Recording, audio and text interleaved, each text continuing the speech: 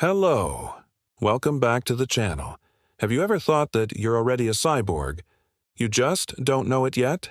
They may not look like Arnold Schwarzenegger or Darth Vader, but you and I are closer to becoming cyborgs than you might think. That's because the word cyborg doesn't only apply to half-robot commandos. Any living creature augmented by technology fits the definition, even if it's just a bit. Since the advent of the smartphone, all of us have become partial cyborgs, or at least we're on the verge of it. Before we get into why, though, let's start with the basics. What is a cyborg anyway? Coined in 1960, the term cyborg combines cybernetic and organism. But again, the phrase doesn't refer only to hulking figures wielding rocket launchers.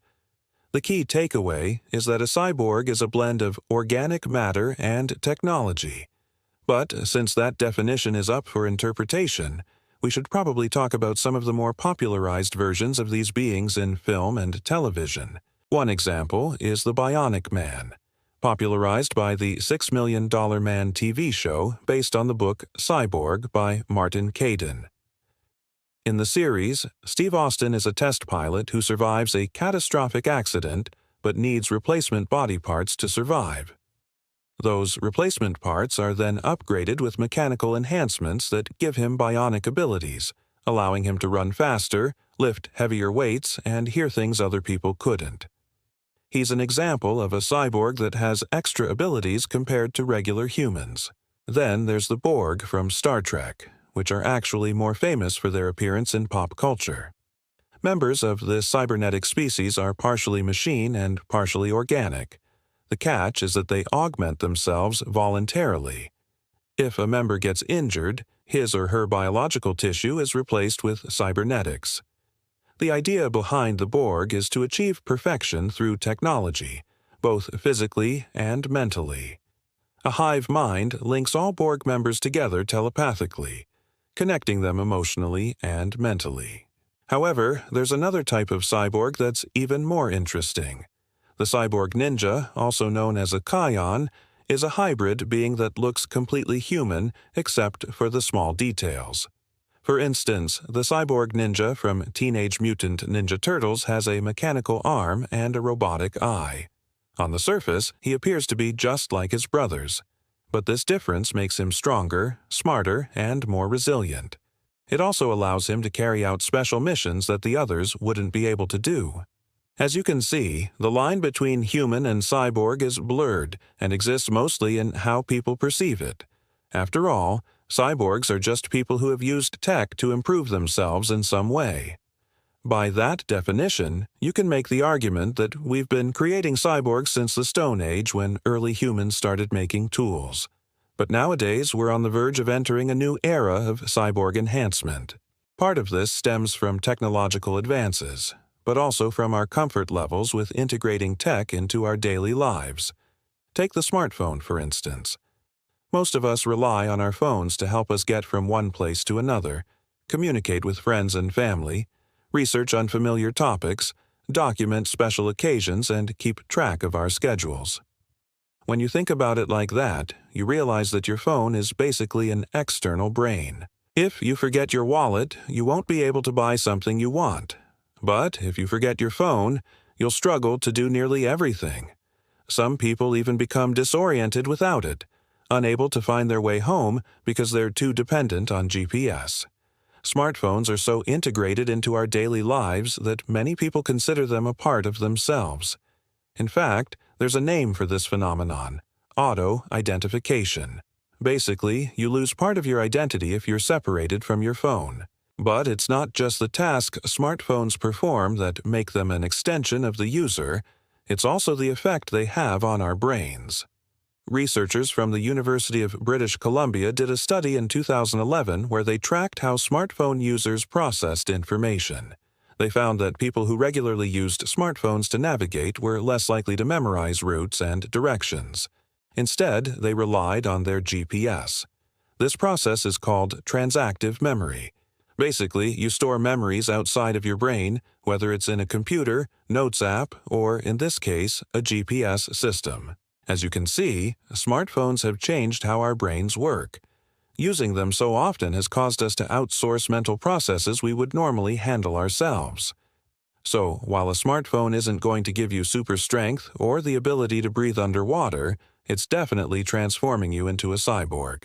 But smartphones are just the beginning. Wearable tech is growing increasingly popular. Smartwatches, fitness trackers, AR glasses, and other accessories are capable of monitoring various aspects of your health and activities. Some are simple, like counting your steps or measuring your wrist temperature. Others are more advanced, like monitoring blood oxygen or tracking sleep patterns. The point is that these devices allow you to monitor your body more closely and intervene before something becomes a problem. And as time goes on, they'll only get better. One day soon, you might have a device that can monitor your stress levels, tell if you're getting sick, or warn you when you're getting dehydrated. All these functions will take the place of your body's natural defense mechanisms. Eventually, you'll be able to count on them more than yourself. And that's not the only way we're outsourcing our senses. We've already discussed memory outsourcing, but there's also emotional outsourcing. Social media, streaming services, algorithms, and other tech are replacing the need for critical thinking. Let's face it, how often do you read an entire book when you could read a summary on the back cover, or scroll through TikTok when you could be having meaningful conversations with people around you?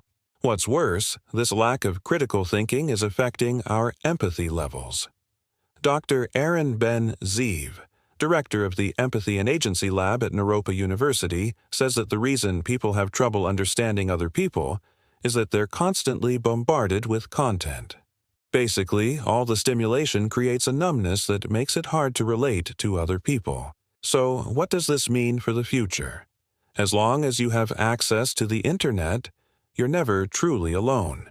Your messages will be delivered instantly, no matter where you are. And you'll be able to view videos or photos from loved ones in real time. Plus, you'll always be able to access information regardless of what it is. No more forgetting birthdays or anniversaries. Thanks to technology, you'll always know exactly what to say and never miss an opportunity to learn something new. In fact, in today's society, you'd have to make a conscious effort to cut yourself off from technology. Most people aren't willing to do that, though, because it makes life easier. And there's nothing wrong with that, right? Well, it depends on how you look at it.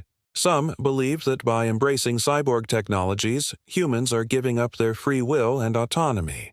We're becoming too reliant on machines. For example, self-driving cars are on the road now, and they're saving lives. But what happens if they start malfunctioning? Imagine a time when hackers take control of self-driving cars and reroute them to dangerous areas.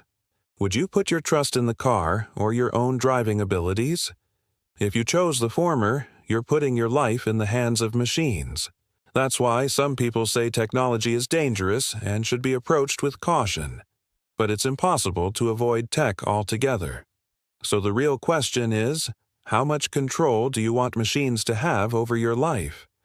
After all, the biggest threat may come from the very people designing these technologies. Elon Musk, for instance, is creating a brain-machine interface under his company, Neuralink.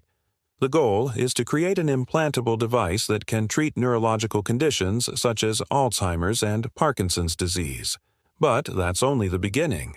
In time, these brain-machine interfaces could be used to enhance the human experience. Neuralink is working on a chip that can be wirelessly charged so you don't have to worry about it running out of power. That chip would then be placed into a small cavity in your skull, allowing you to connect to the internet via thought alone.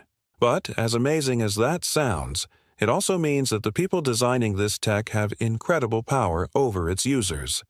This is a common theme in most science fiction stories involving cyborgs. Typically, it's the mad scientist or evil corporation looking to profit from cyborg enhancements. Real life is no different. It's great that companies are developing ways to help people with severe disabilities, but what happens when everyone can afford these upgrades? Will it be safe to embrace cyborg technology at that point? Or will we be trading our autonomy for shiny new toys? The answer depends on how far we want to take this whole cyborg thing. Because, let's be honest, we're not going to stop. If you have access to something that makes your life easier, why would you choose to do without it? At some point, it would be crazy to turn down a permanent solution for a temporary problem. And as people grow accustomed to these upgrades, they'll demand more. In fact, many people already feel that way. According to a Pew Research Center survey, 35% of Americans would consider having a microchip implanted in their brains if it meant they could exchange information directly with other people. About 27% would consider having a chip implanted in their arm if it allowed them to do everyday things with their minds. Essentially, people are already planning for a future that's indistinguishable from cyborg life. And that's a good thing, really. Humans have always sought to improve themselves and their quality of life. We've domesticated plants and animals, developed vaccines, and created advanced technologies. Why shouldn't we seek to merge with machines to accomplish the same goal? Just remember, the real cyborg revolution starts in your mind. So the next time you reach for your smartphone or log on to Facebook, take a moment to appreciate your new cyborg self. Now go watch Are You a Robot? Or click this other video instead. Like, share, and subscribe. Stay intrigued!